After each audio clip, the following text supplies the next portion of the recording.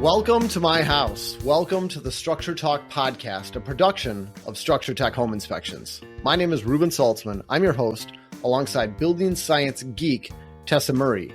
We help home inspectors up their game through education, and we help homeowners to be better stewards of their houses. We've been keeping it real on this podcast since 2019, and we are also the #1 home inspection podcast in the world, according to my mom.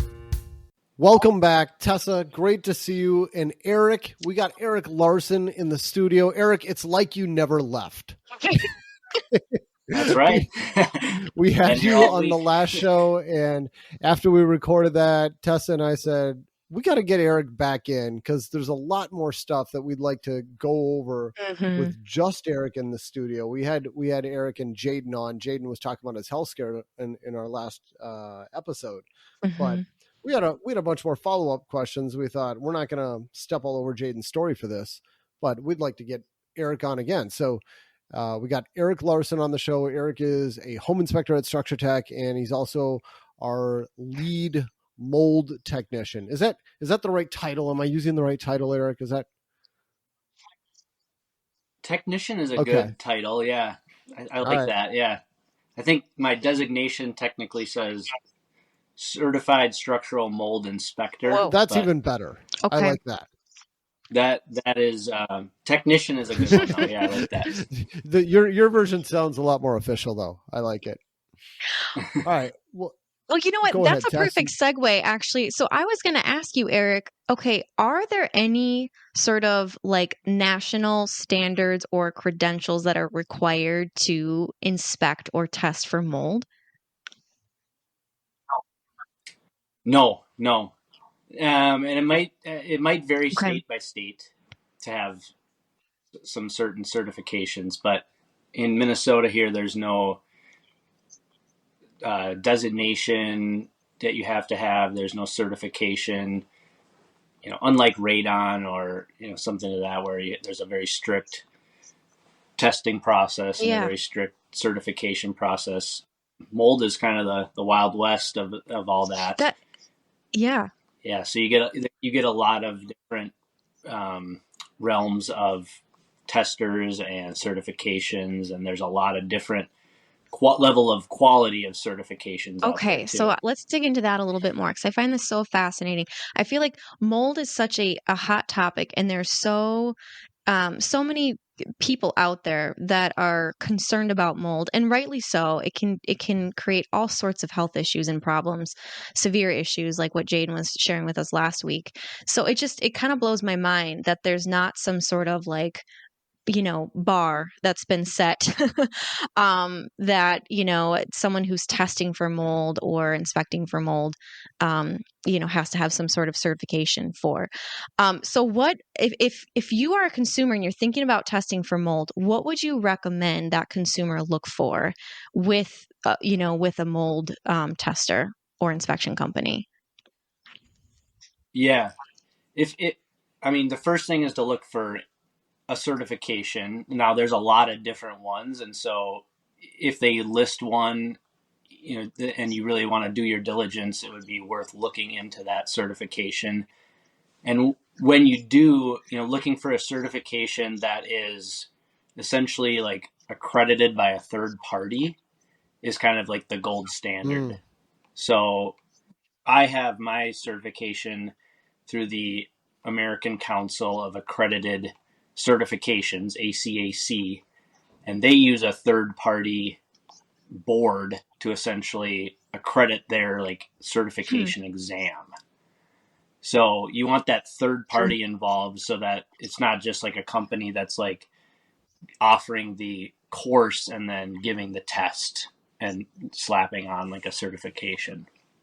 Because there are some of those too where you can probably take a course, 2 hours, 3 hour course, and then, walk away with, maybe an official looking certification that was actually not. Okay. Yeah. We could self-certify our own home inspectors. We could say, these are Structure Tech certified home inspectors. And what is that? It's whatever we decide it's going to be. Yeah. But unless you go through a third party, and I mean, I've learned a ton about that serving on the board for the National Home Inspector. Well, it's called the Examination Board of Professional Home Inspectors, and we've got this national exam, and it is a big stinking deal. It is a big deal.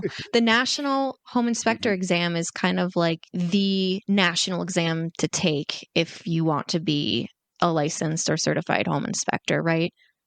Yeah, exactly. Okay. Yep. So that's a good tip, Eric. And like, what are some of the kind of the big certifiers out there for mold education and mold certification for testing? Yeah, the one that I'm aware of, because it's the one I went through, is the ACAC, as I mentioned. And there's a company called Indoor Sciences that's like a indoor air quality nonprofit that is kind of the authority on teaching the preparatory exam or preparatory course to help pass that exam.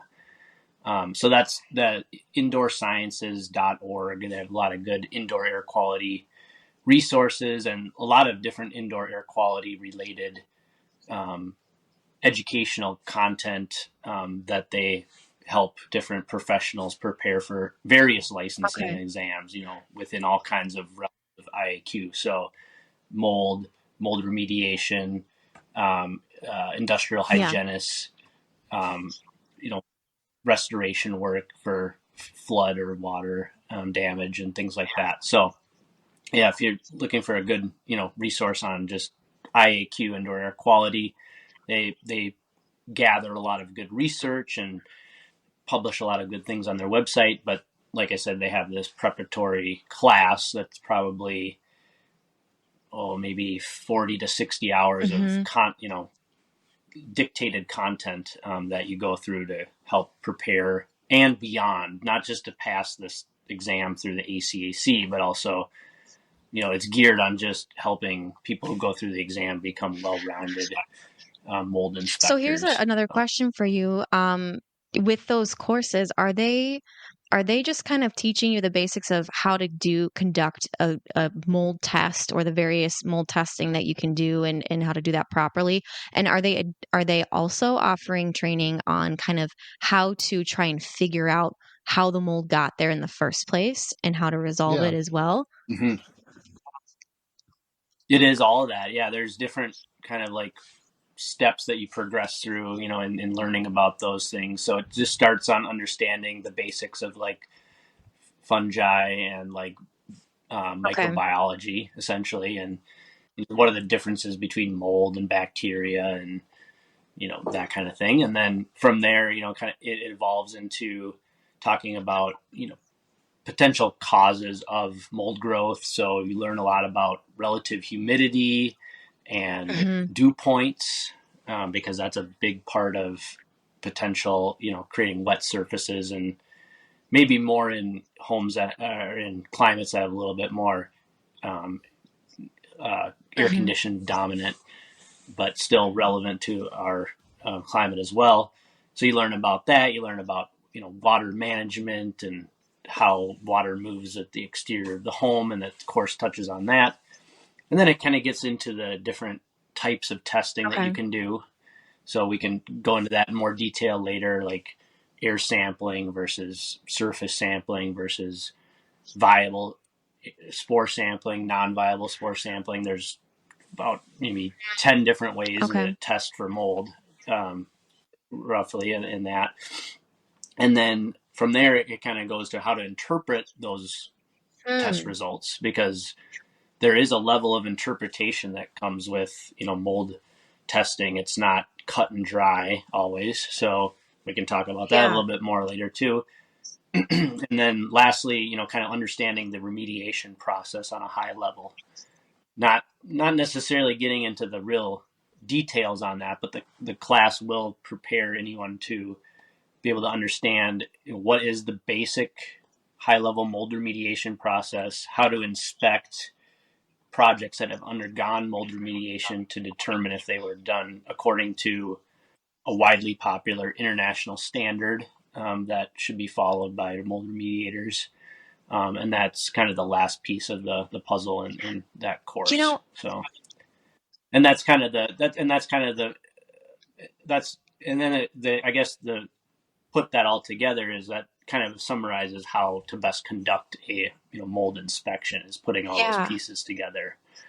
It's kind of understanding the situation, the client's concerns, asking good questions that might lead into uncovering information, and then going through an inspection that is just using the proper tools and equipment to determine potential moisture related concerns, and then understanding how to perform the testing, and maybe helping the client with how the remediation process would work if there is an issue. That seems like all-encompassing training. But what's interesting to me is that, I mean, that's the training you got going through this specific organization. But since there's no like national requirement and there's all these other different types of mold testing companies out there that offer their own credentialing, it's very likely or possible that there's people out there doing mold testing that haven't been through that type of training or that thorough of training, right?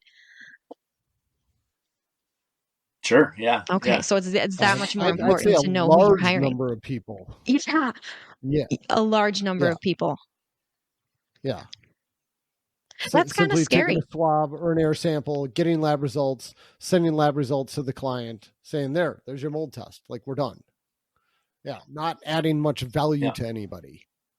Yeah, I think that's the key takeaway, is that there's a wide array of quality when it comes to getting a mold test. You could have someone that just comes out, does the air sample, and sends you the results. No interpretation, no other information, just boom. Here's what we found in the air, versus something like what you just said, where you're listening to their concerns, you're looking at their house, you're thinking about all the conditions, looking in the right places, trying to figure out how it got there and what would be done to remediate it and fix it, and giving, the client and the customer guidance on what to do to fix it and what the results mean. Like, that's a very different, very different scope. Yeah. Yeah, for sure. Yep. Okay, so can we dive into the different types of tests that are out there and kind of the pros and cons of each? Mm-hmm. Yeah. So we can start with the ones that we offer with our service, and maybe what's just most popular as well in the industry right now, which would be air sampling through aerosol cassettes, using like a pump. So what this is drawing a known volume of air through a little slat on a round cassette that's about maybe 1 inch tall and 3 inches in diameter. And in the middle of that cassette, there's a sticky microscopic slide that everything being pulled through that little slot, it impacts against. And so any particles that are in the air essentially will stick to that. And by taking a known volume of air over that slide, you can be sure that you're comparing, sample to sample, like to like, in terms of, because if you ran a sample for 20 minutes versus 5 minutes, and you don't designate that, there's going to be obviously more particles in the 20-minute sample. So you have to have a kind of an accurate amount of air moving over the slide. So then that slide we send them into a mold laboratory, and there's many mold laboratories across the country. There's one locally here. We use one down in Florida. There's many good mold laboratories. And they'll pluck that slide out and look at it under like 600x magnification, and give a kind of a breakdown of groupings of mold, kind of like subspecies essentially, or types of mold, and the quantities that are found, on that slide. And so that's the basics of the test. And then we take those results and kind of interpret them, which we can talk a little bit more about later, based on the types of mold, the quantities, and everything like that. So that's air sampling, and that's what most people are using now, in at least in our market, to to sample. And let me just ask you, Eric, when the lab is analyzing these results, it's a human actually looking at these slides, right? Okay. Yep. Yep. It's a human, and some labs read just 50% of the slide or 20% of the slide, and then they extrapolate that out. The lab that we use, they read 100% of the slide, which is nice. Then they give you the whole slide of what's on there. So it can be a little bit more accurate, I guess, rather than just reading like a certain smaller percentage of the slide. Now, I know it's a bit of a tangent, but I got to think that being this slide reader, working in a lab, doing this all day long, doesn't that have to be one of the worst jobs imaginable? I don't know. I haven't put too much thought about that, but I mean, these are like trained microbiologists, so they're people with, I'm sure, high levels of education. Well, that's my point. Like, all right, you went to school, you got a degree, and now you're doing this monotonous task all day long. Yeah. You know what? Different strokes for different folks, Reuben. That's right. You're right. I've heard of one lab that's experimenting with AI. Oh, wow. To do that makes sense. Slide reading. Crazy. Yeah. So these Can't air we teach samples. A machine to do this? Yeah. So do these air sample mold tests? Do they work in the winter, the summer, the spring, any time of year? Or there are only certain times of year that you can do them. Yeah, they do work. Year round. They can be reliably used. Now, when we go to a house, we'll take a sample outside of the home, like in the outdoor air, and then a couple samples inside the home. And the outdoor sample is used as a reference because mold, exists in outdoor environment from decaying things, mushrooms, just naturally occurring phenomena.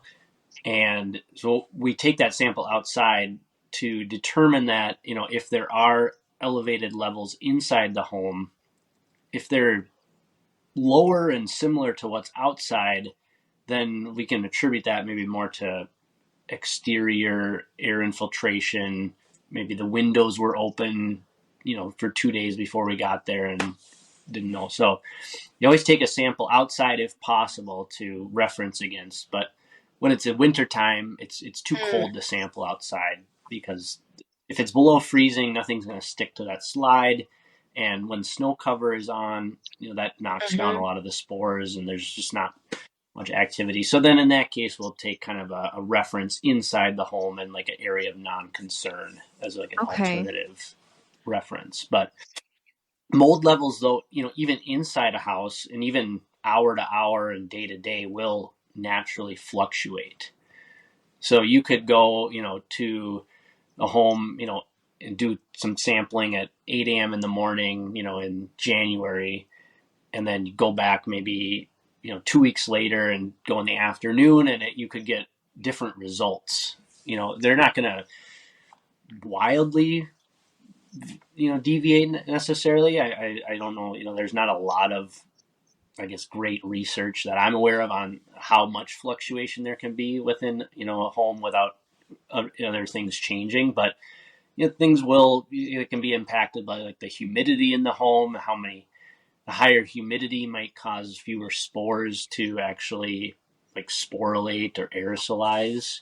So conditions in the home, temperature, humidity, just natural fluctuation, maybe how disturbed the carpet is or something like that, they can all affect, how much mold is sampled in the air. So that's just natural to get some variation. I mean, you would expect that if you took, 2 samples, even one after the other sometimes. No, so for some people, I've heard some people say, well, there's no value in taking air samples, because if you've got mold hidden inside the wall, that mold is not going to be in the air, and taking an air sample, if it comes up low, it's going to give you the false sense of security when you could actually have a serious mold problem. What would you say to that, Eric?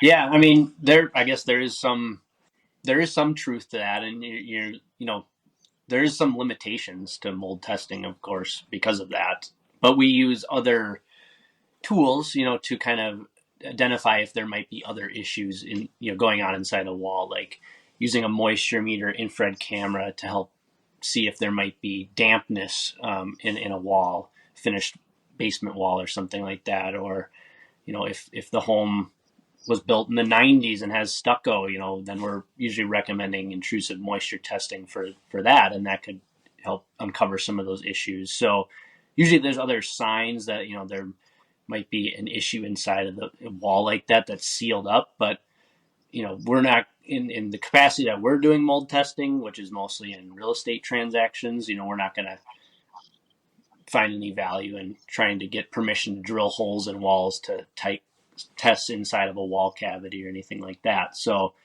I suppose in technical terms that statement might be correct, because if it is sealed inside the wall, it's not going to show up inside the room unless it's really bad, and then it might show up inside.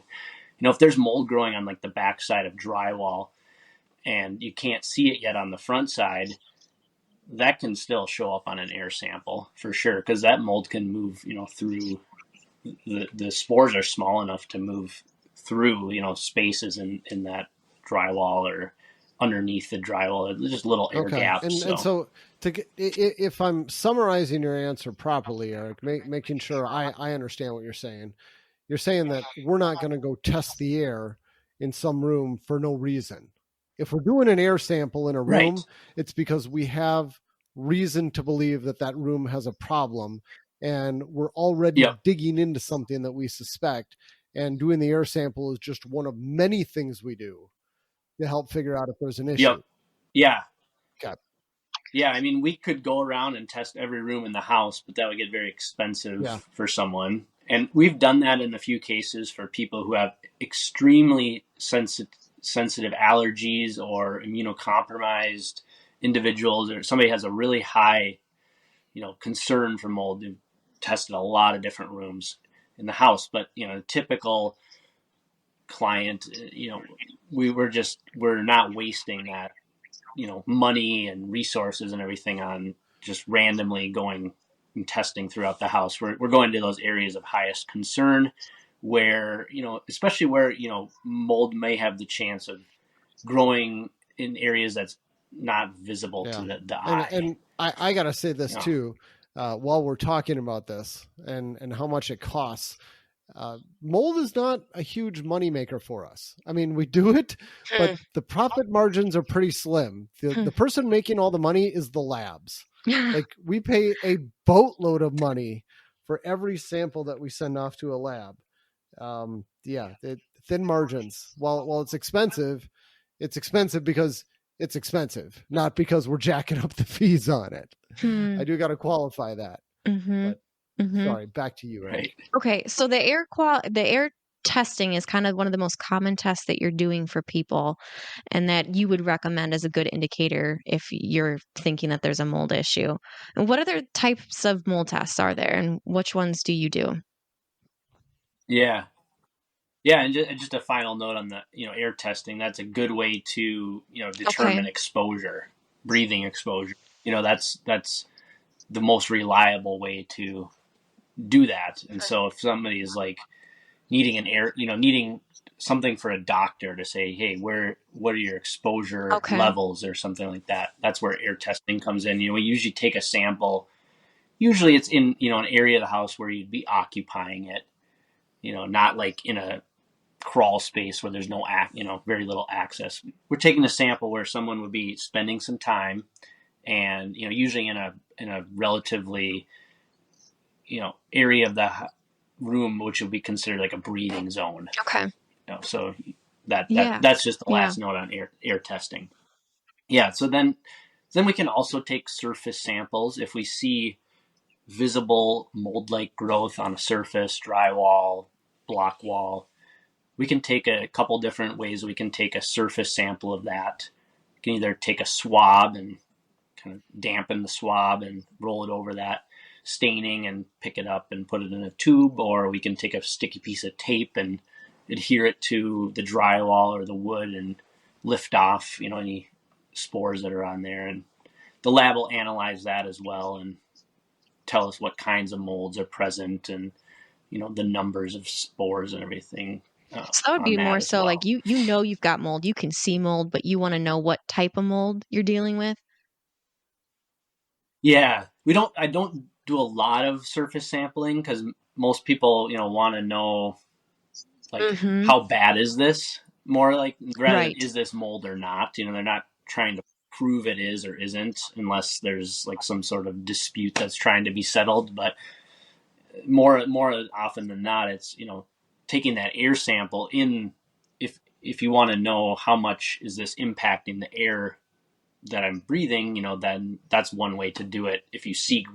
something staining on an area in that room, but sometimes following it up with that surface sample and that can provide some extra information. Is it the same type of mold on the surface as Mm-hmm. what's in the air? That can give you a little bit more information, or just is it a water damage mold, or is it a mold that grows more from like humidity? That can provide some information. What's on the surface. If it's cladosporium or something like that, that's something that grows in more well ventilated areas, like maybe in a like in a basement block wall or in like a attic or something like that, versus like Stachybotrys, which is a mold that grows in like very damp conditions, more advanced mold growth scenarios. So yeah, that surface sample, can provide some extra information. Sometimes clients want to pay, the extra cost of analyzing that to get that extra information. But a lot of times, I'll just recommend in my reports, just regardless of what the air sample shows, if there is some visible mold-like staining, to remove it, clean it, whatever type of surface it's growing on, just that's an actionable step to, have that removed or cleaned, regardless of what the air testing is showing. Okay. So sometimes if it looks like mold, I can pretty confidently say it's mold, but I won't outrightly say it unless we take that surface test, and have the Yeah. lab confirm it. But you can still recommend, cleaning or removal of that Okay. staining. Sure. So Besides the actual like tape test or swab test, is there other additional types of mold tests that are out there that are commonly done too? yep. Yeah, so the air sampling that we mentioned already is like it's called non-viable air sampling. So that means we're taking spores in the air. Some of them might be viable and be able to regrow, and some of them may not be able to regrow, and those are non-viable. But non-viable spores can still have health impacts.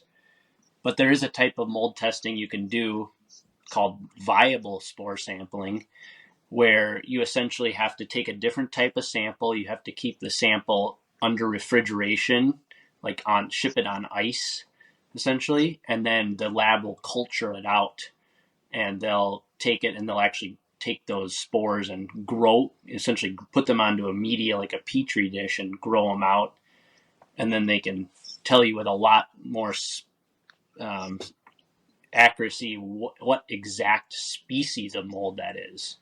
Because what we're getting in the air sampling is like a grouping of species, like there may be 100 different subspecies within that genera of mold. But then the viable sampling can take that and give it down to the exact species, which is not something we offer because it's usually way more overkill than what most people need. But in commercial applications, or if there's, various other parties involved that want to know that, there is that option for people to sample that way.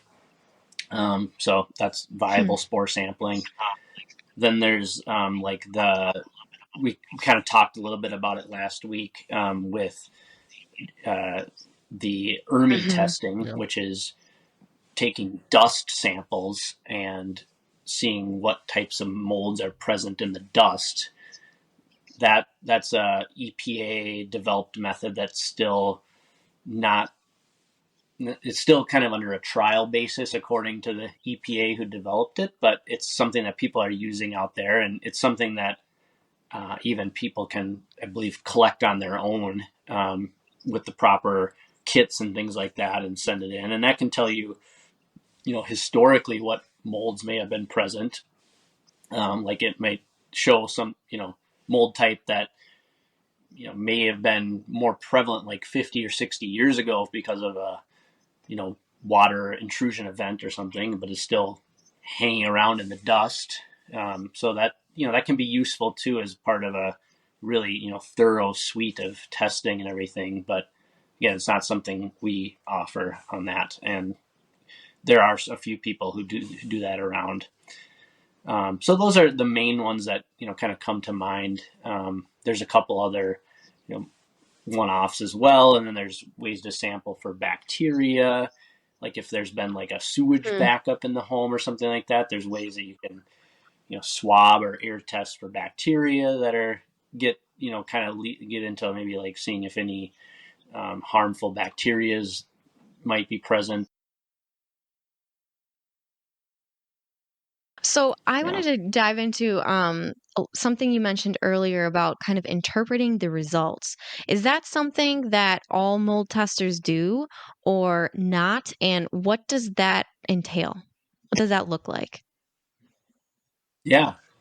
Yeah. I mean, I can't answer with, I don't believe that all mold inspectors, or testers interpret the results. Or they may just interpret them very like quick and dirty, just like if it hits a certain number, then then they just give a blanket kind of recommendation. But what is kind of recommended is to look at that reference sample and think about the conditions in that room and everything, or where that test was taken, and interpret whether, in your professional opinion, if you think that is related to a indoor mold related issue, or is it something else that might be explained by exterior air or trapped spores coming in from the outside.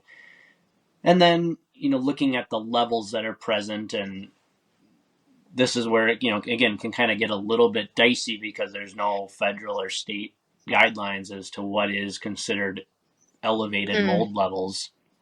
And it, again, can vary widely what is elevated too based on a person's individual circumstance. What might be, acceptable for one person might cause health concerns for another person. So, but there is some, guidelines from the European Union that I believe most, mold inspectors in our market use to kind of define what might be a little bit more elevated or abnormally high. There's also some other research done by, other seasoned, mold professionals that kind of go into numbers that might constitute concern or be typical of a house with a mold related issue on the inside. So we use all those things kind of combined together to give an interpretation. And sometimes our interpretation is just that we can't say that this is completely clear or free, but we also can't really call this clear and cut concerning or elevated. And so it kind of falls in that borderline middle where where someone might want to do some more testing or just investigate a little bit further into the issue, and that sometimes is the recommendation. It's not always, even with the thorough inspection that we're doing and everything, it's not always cut and dry with because mold, it's a big gray area, isn't it, with mold? So when you get the results back, you're looking at the species that are present and then the actual counts, like the spore count of it. And then when you've got if you're doing air sampling, you'll have kind of like an outdoor baseline reading that will tell you here's what was present outdoors. And if you've got kind of the same amount or less than that inside, then you probably don't really have a mold issue at that time. If you've got elevated levels above that, then you probably might. not. Okay. Yeah. So you're helping the homeowner understand that.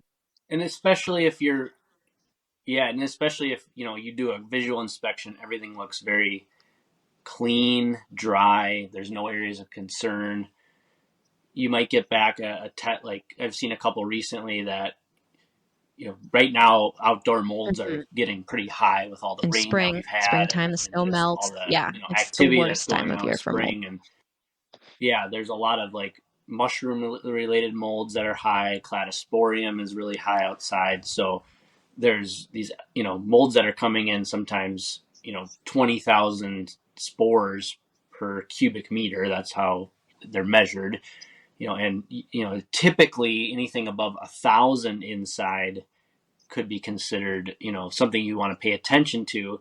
So you see 20,000 outside, and then, maybe it's like 4,000 inside, but it's the same type that, it's that cladosporium or one of those outdoor molds, that then it becomes a little bit That's a gray more of area. that. It probably is related to outdoor air, and people have their windows open, and we try to, communicate with listing agents and clients to, keep their houses closed up as possible 48 hours in advance of the testing to help mitigate that. But sometimes people have their windows open, for hours at a time, and spores can float in and they can get trapped in carpet, especially if there's carpet in that, area, and that can give you maybe that false, high reading that is not actually showing an issue inside, but you don't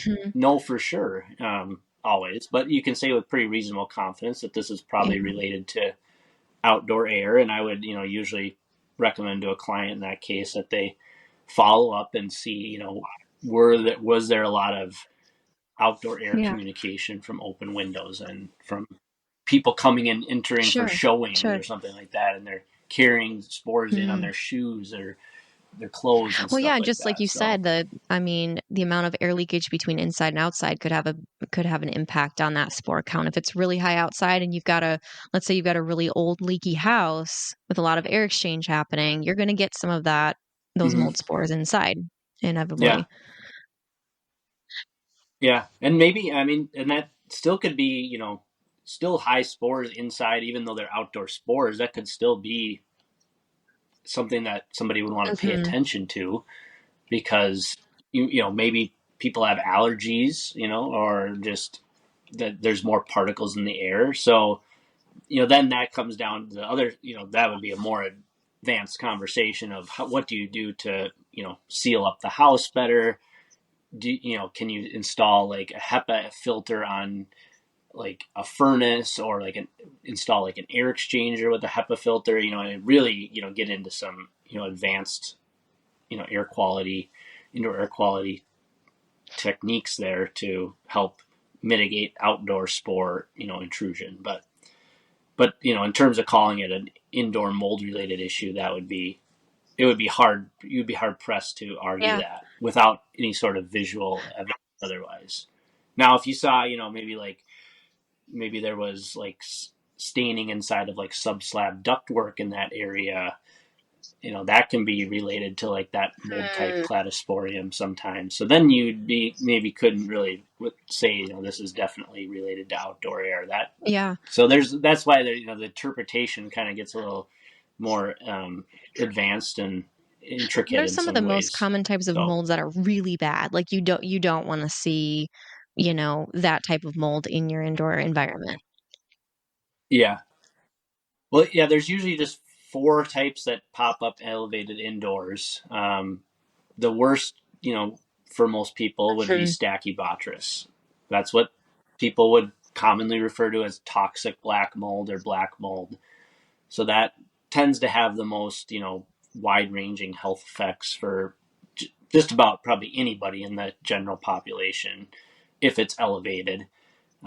So we pay attention to that a lot. Even if we see Stachybotrys and it's not super high, we still note that as potentially concerning, because it means that there may have been either a previous mold-related issue that may not have been properly cleaned up, or there might be there's probably water damage at some point in the home, probably because that mold doesn't exist normally outdoors. It only can grow in indoor environments. So Stachybotrys is, the one that we, pay the most attention to, or just that could be the most concerning for those reasons. Then Ketotium, which is what I believe was mentioned last week on the podcast, is the one that was Jaden found in his house, and that's kind of the cousin to Stachybotrys. So not as well researched maybe, but still can have similar health impacts to Stachybotrys, and is a little bit more associated with water damage too. And then the most common one to find elevated indoors, based on our experience, is typically the Aspergillus Penicillium grouping of molds. So that it's a common. It doesn't mean it's not concerning, but it's more common, probably the most common elevated indoor mold, that Aspergillus Penicillium, and it's the culprit a lot of times with that is carpet. That's one that thrives growing in carpet, the dust that's trapped. All kinds of carpets, and there can be toxigenic.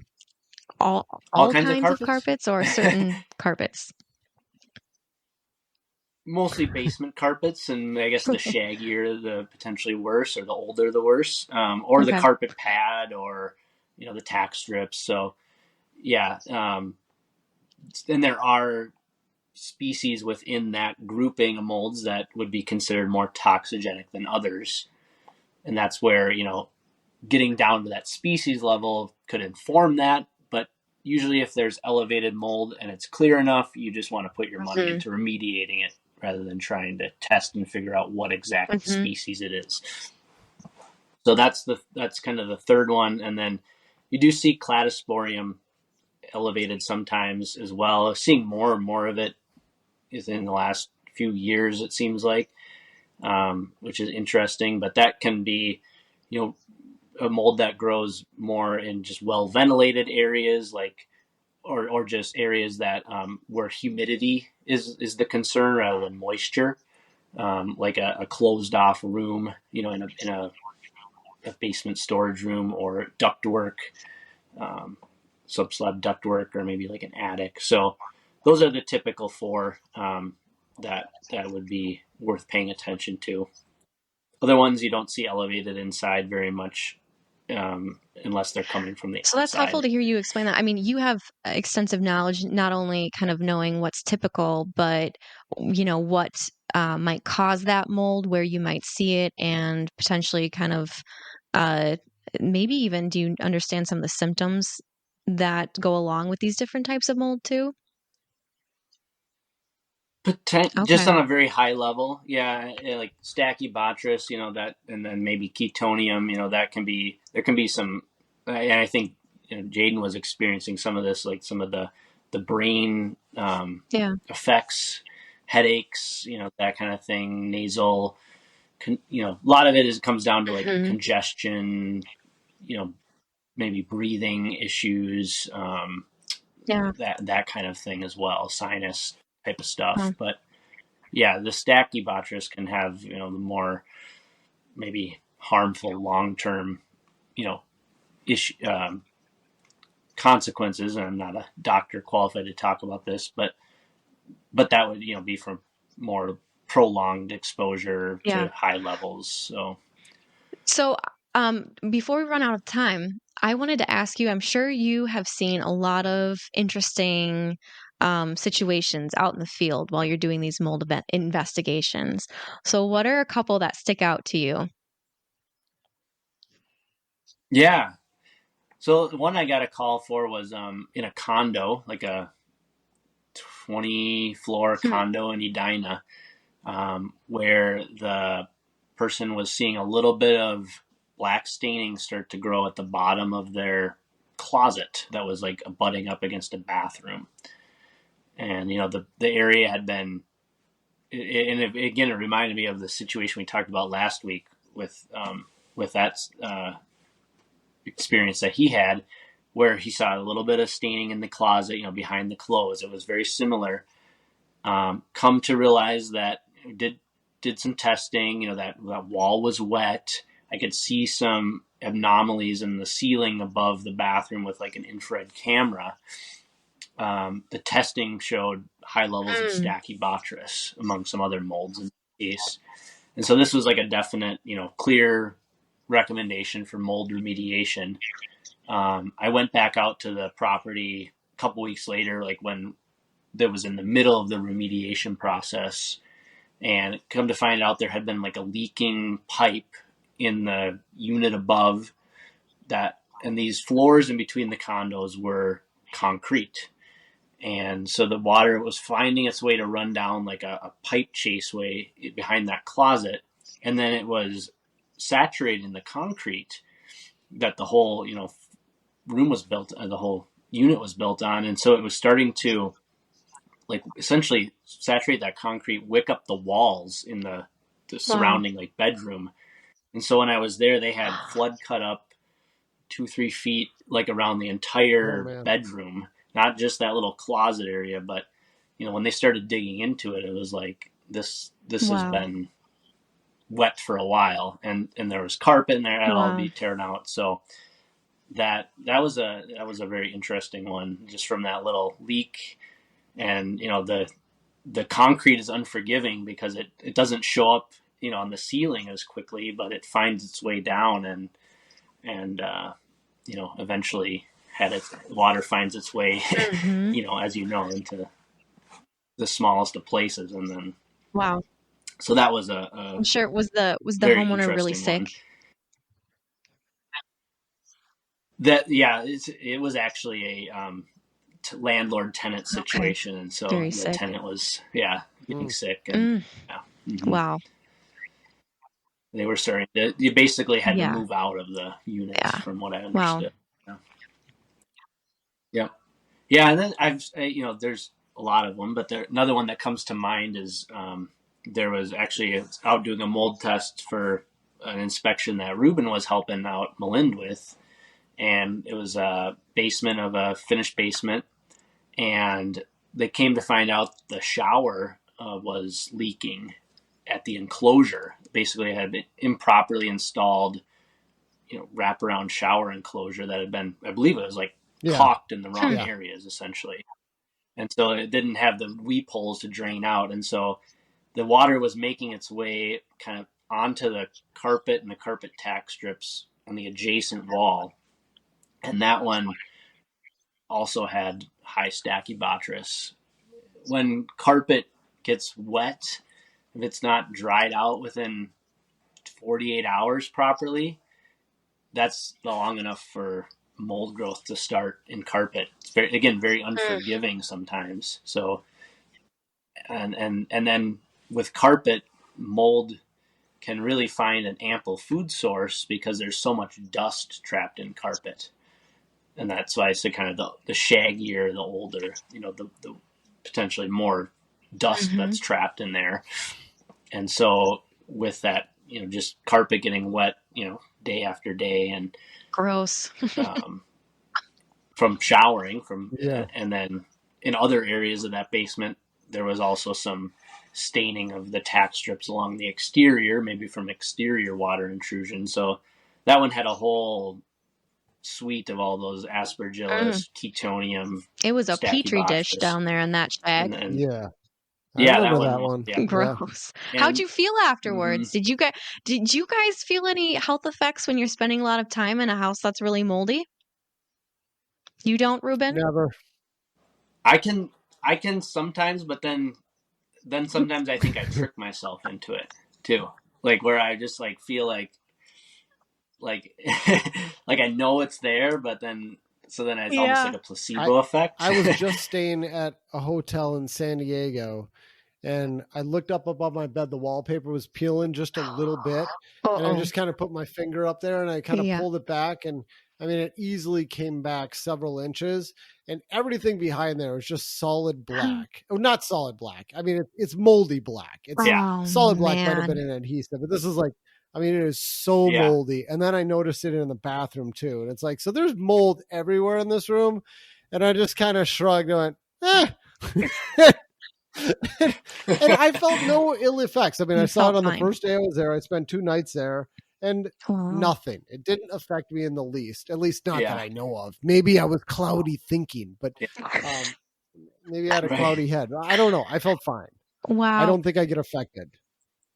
No, that's the thing about it. Like sometimes I'll go into a house, and the one partner is like just having all these health effects, and then the other one is completely Yeah. fine and couldn't tell anything is going on, and so yeah, it affects people so individually, and I think going back to last week too, there's different ways that you can kind of like test yourself to see if you're sensitive to mold or allergic to different types of mold. There's like different pinprick tests and things like that, or the blood tests that he was talking about. So that's all interesting stuff. But Wow. Well, I'm sure we could go on, and you've got a lot of stories, but for sake of time, I think we should probably wrap this up. So, thank you so much, Eric, for sharing all this information. It's been really interesting. It's hard to believe that something that's such a big problem and causes so many health issues with people. There is no like national standard for how to test for it, or no national standard that says this is dangerous or this is safe. And so you're kind of just at the mercy of your own research and hopefully finding, a qualified professional that has experience and is ethical to help you, diagnose and resolve any mold issues that you might have. And it is a huge money making industry. So, as a consumer, you have to be conscious of that and yeah, navigating that. It's a challenge. yeah. And just a final note on that, if you are a consumer, conflict of interest is another thing to watch out for in the industry, because there are companies that are set up to remediate mold, and they may be good remediators and do use the proper certifications and everything, but they also test. Yeah. And so then you have to ask yourself, like, well, if they're testing and doing the remediation, like there's a conflict of interest, even if they're doing it according to all the standards, and if they're trained properly and certified properly, there's still that conflict of interest that they could be pushing you towards remediation. So, and then once remediation is done, it's always a good idea to post check that work with a post remediation verification test, and that should also be conducted by a third party, so that the mold remediator should never be essentially checking their own work with a test. That's also a conflict of interest. So always think about that just line of third party and who's involved and who's doing the testing, who's doing the remediation. That's a good point. Make sure there's The some last thing I separation just want to there. add to this, and this is a pretty bold statement, but this is my personal opinion. I don't think I've ever seen a house that doesn't have mold in it. I don't know. Would Right. you say you've ever been in a house that doesn't have mold in it? Well, technically, I mean, almost unless it's a hospital clean room, every home is going to have at least some. It could be a very small amount, but at least some background mold, normal indoor fungal ecology, we call it. And that's just from that, even if it's a well sealed up house, air's still going to find its way in. Spores are still going to come in on people, and so yeah, there's no such thing as unless again it's like designed that way in a sterile environment in a hospital or some other manufacturing facility. There's going to be something in the air. It's helping. So I don't know if that's what it is. I think it's just helping people understand, to have realistic expectations that if you're going to get a mold test, you're probably going to find mold. There's going to be a positive result, right? It's just a matter of how sensitive, are you to it or your family, and is it creating any negative, health impacts? And if so, what to do about it? Is it unusual? Yeah. Right. Is it unusual? We can do mold testing and say, yeah, you got mold. It's about the same as what the outdoor levels are. And it's like, okay, you just shrug. You go, okay. Yeah. While you have mold, you don't have mold. And I'm sure that, Eric, you find that on a lot of cases, right? Yeah, exactly. I mean, it's like, you could say every house has mold, but is it concerning? Is it related to something going on in the indoor unusual, environment? Like Reuben said. Yeah. Indoor source. Yeah. That's where the intricacy comes in. And you need someone who knows what they're doing to interpret the results and help you understand it. Yeah. Yeah. Yeah, that's why if you get one of those at-home like tests, mold tests, and you just set a petri dish out for a couple days, something's going to land in there and find a suitable environment to grow. And then you're going to have, all of a sudden you're going to have a colony of mold spores like in that petri dish. Yeah. So, of course, that could give people a false sense of, oh, my house has, dangerous mold in it because like there's all this mold growing in a petri dish, but it's just, there could just be a random spore floated in from the outside and then found this really suitable petri dish environment to grow in and started to grow. So that's, kind of a side topic, but it is, that there are tests like that can kind of mislead you as well, people. I guess. Yeah, for sure. Yeah. Well, thanks again for coming on and sharing, Eric. And if anyone's listening, if anyone's listening and you've got, thoughts or questions about this podcast, please send them to Reuben. Podcast at, I thought you were going to say it this time, Tess. So I was waiting for you. I'm not stepping on your toes this time. This is your jam. You would. Okay, it's podcast at structuretech.com. Perfect. All right. Thanks, everyone. Thanks for listening. Thanks, Eric. Great to have you on. Take care. Yeah, thank you. Catch you next time. Yeah.